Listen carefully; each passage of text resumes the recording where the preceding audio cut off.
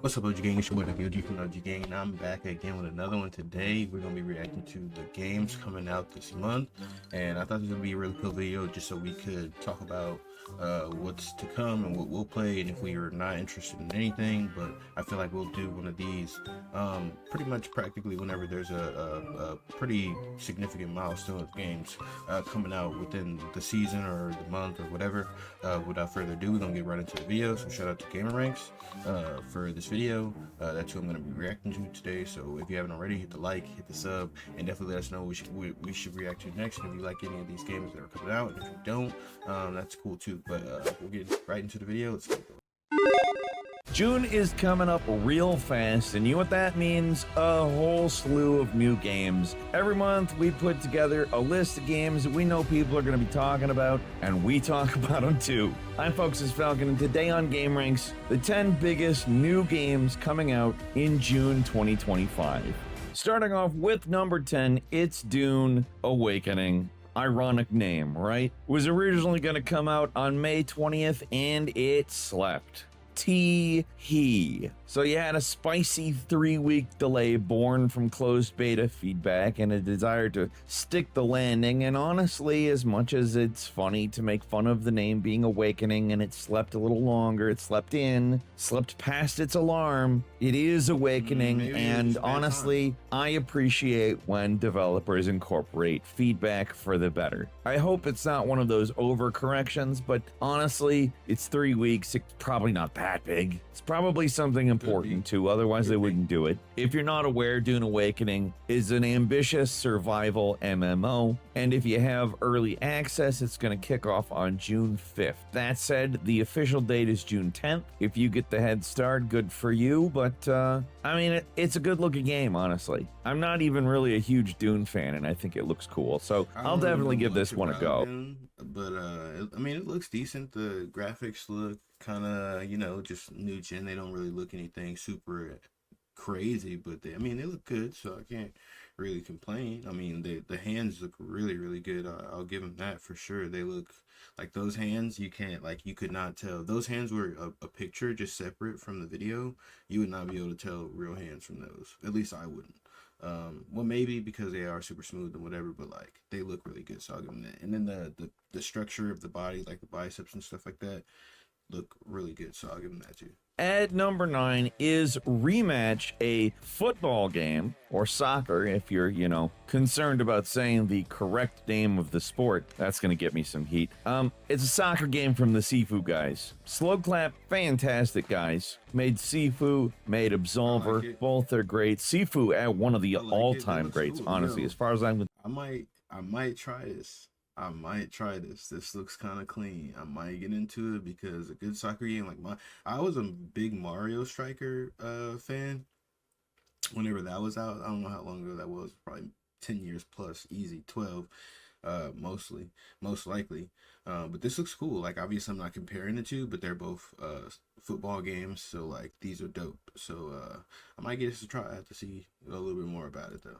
Concerned. Oh, they're probably in the top 100 games of all time somewhere. Rematch is something totally different. I mean, it is a 3v3, 4v4, 5v5 soccer/football game in a futuristic looking, like crazy sort of arena setting with a lot of cool looking stuff where you play as just one player. You take control of one player and you play them in the game. It rewrites a bunch of the rules, makes it much more extreme. Honestly, it looks like it's chaotic. It kind of has an NFL Blitz energy to it, but also not really. It's something new, and that's cool. You don't really see that with soccer/football. To be frank, I'm gonna try this game. It looks very fun. It's coming to PS5, Xbox Series, and PC on June 19th. Moving on to number 8, it's Broken Arrow, an RTS that looks like it's just going to be like a massive scale, like Michael Bay craziness, with tons and tons of different units. It's you versus Russia. Maybe you are Russia and you're against the US. I don't know. It's up to you, I think, but it really focuses on gun customization. Like the bigger guns, obviously it's important who has the bigger guns, but it's more about who customizes them well. Are you outfitting your tanks with reactive armor and thermal optics? That's probably going to give you a bit of an advantage over somebody who doesn't, right? So you better do it. That's what this game is about. I mean, I'm not even going to pretend that, like, this is for everybody. It's one of those granular micromanagement type sims, but I know there's a certain type of person just loves this type of thing. I'm one of those people. I've always loved RTS games. We've kind of been in an extreme drought of good. I'm kind of into games like this. Like I definitely love a good sim, but it has to be like these days. You gotta really get me invested, and you really gotta make it immersive for me to do a sim. But this does look cool though. Like I'll give it, you know, what it is, but I'm not gonna watch the rest of this because I'm probably not gonna play it. Like, so if you guys wish to, like I said, this is on Gamer so you can see more about it, but I'm gonna skip through it. At number 7 is The Alters, an upcoming survival sci-fi game from 11-bit studios. You play as Jan Dolsky, a space miner. So this looks like what's that one game called? The game that the dude from The Walking Dead was in. I can't think of it. Death Stranding. This looks like that, but let's see more about it. How to create alternate versions of himself, known as alters. Kind of looks like that Mickey movie in certain ways, but not in every way. Well, that sounds weird. That Mickey movie. It's the one with their clone of the guy. This is also a clone of the guy story, okay? This alters thing is a little bit different though, because each and every one of these alters comes from a different universe, as opposed to is a clone specifically. And each of them have different backstories and act differently, etc., etc. It looks like a pretty interesting concept because you got the survival mechanics, you got the base building, but you also got the emotional storytelling and the managing of conflict between the different versions of yourself that will frankly have conflict. The Alters is landing on PS5, Xbox Series, and PC June 13th. Okay. And number 6, it's Mind's Eye, a single-player, narrative-driven action-adventure game by Builder Rocket Boy and published by IO. It's set in a near-future metropolis called Red Rock City. You're a soldier or a former soldier, and you have a mysterious neural implant called the Mind's Eye. This is one of those games, it looks weird in certain ways, like not bad ways, good ways. But I also don't know exactly what to make of it. And sometimes that's a good thing. The guy who directed, Leslie Benzies, is known for... Oh no, this is very weird. It's weird, but I like it. Like it's like GTA or like what's that one game where you like get a freaking a wingsuit and you fly around, bro. Like I don't know. It looks like that and GTA mixed together, but this is dope. For working on Grand Theft Auto and triple brownie points if you know the game I'm talking about in the comments. And honestly, like it could be really good. I don't know. It's one of those things that like I'm almost more interested just in how it is rather than if it's good. If it's good, that's a bonus. In fact, that's the best case scenario, and let's all hope for that. Mind's Eye is landing on PS5, Xbox Series, and Steam June 10th. Okay. Moving on to number 5, it is Bitcraft Online. This is an interesting looking game to me. It's a sandbox MMORPG with a single persistent world where every player's actions, from building settlements to exploring ancient ruins, shape things. The emphasis of this game is community-driven gameplay. Players can apparently construct cities, you can trade goods, there's an in-game economy. I don't know to what extent, I don't know if we're talking EVE Online levels, but I mean, we're talking something. I mean, this thing's ambitious, and it does look pretty cool. They are also smart. They delayed from their original May 29th date to avoid getting sucked in by Dune Awakening and Elden Ring Night Rain. So I would say, if this looks interesting to you, it's coming to PC June 20th. Yeah, this is definitely a PC. I can see people playing this on console too, or like a Switch. This would go crazy on Switch, bro. There's fun lit if they don't get this on Switch.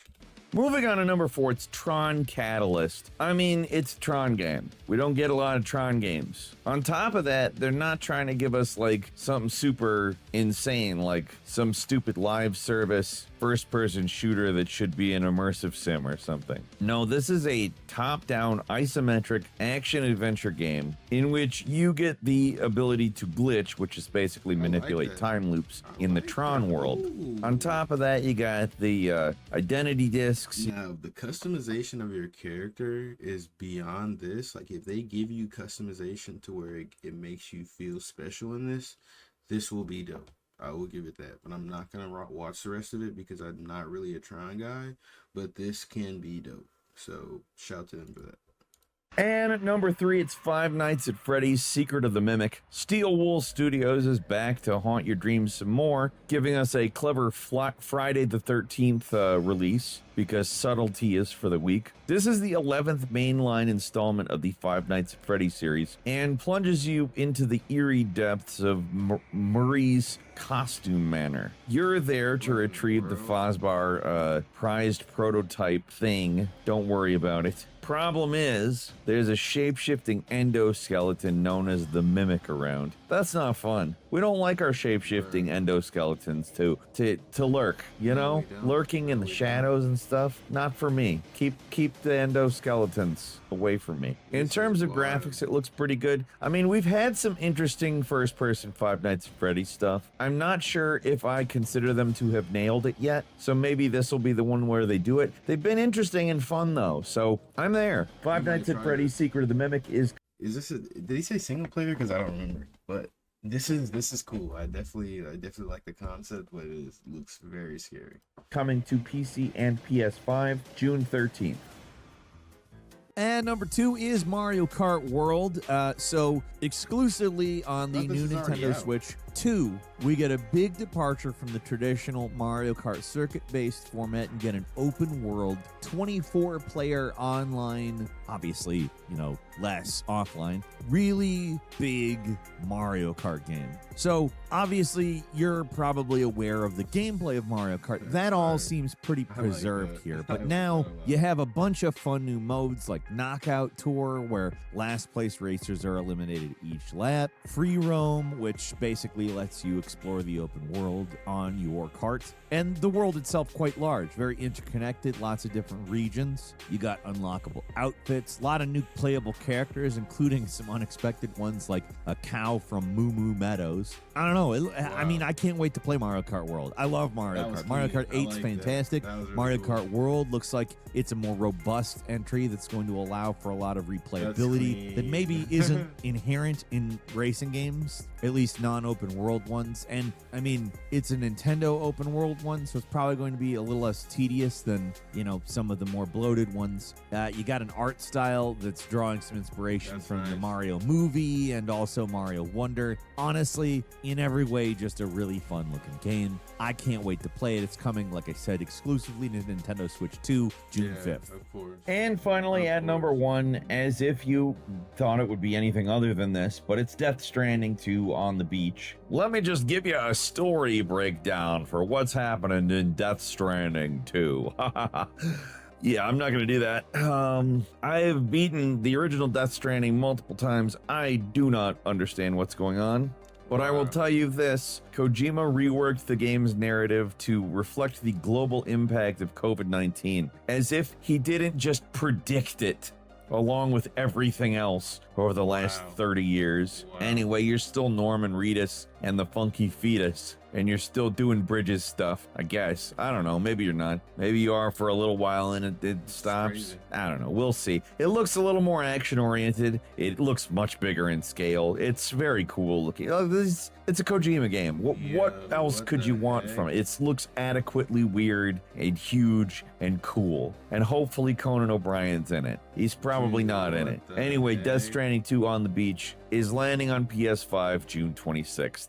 And a quick bonus for you, it's not a game. That's a big clutch for PS5, bro. Because honestly, dude, that is a good game, and I've heard a lot of good things about it. It's very loved on a cult-based standing. With that being said, man, if you guys enjoyed the video, hit that like, hit the sub, and let me know what you're going to be playing out of these games right here. Without further ado, I'm going to get out of here, man. It's been your boy, Ducky OG from the OG Clan. I'm out, boys. Peace.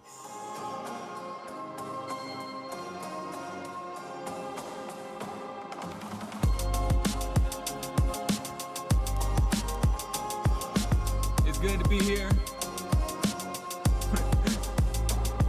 It's a breath of fresh air when I step on the scene. Boy, hot stay ice with material things. And they been steady calling, I've been letting it beat. But I'm feeling like I'm Jordan when he win in the ring. Hey, not no Scottie Pippen shit. Primal who the illest is. When you coming out of the woods, ain't no innocence. But we getting dirty, ain't got time for all that little shit. They been trying to top it, but you know the boy is limitless.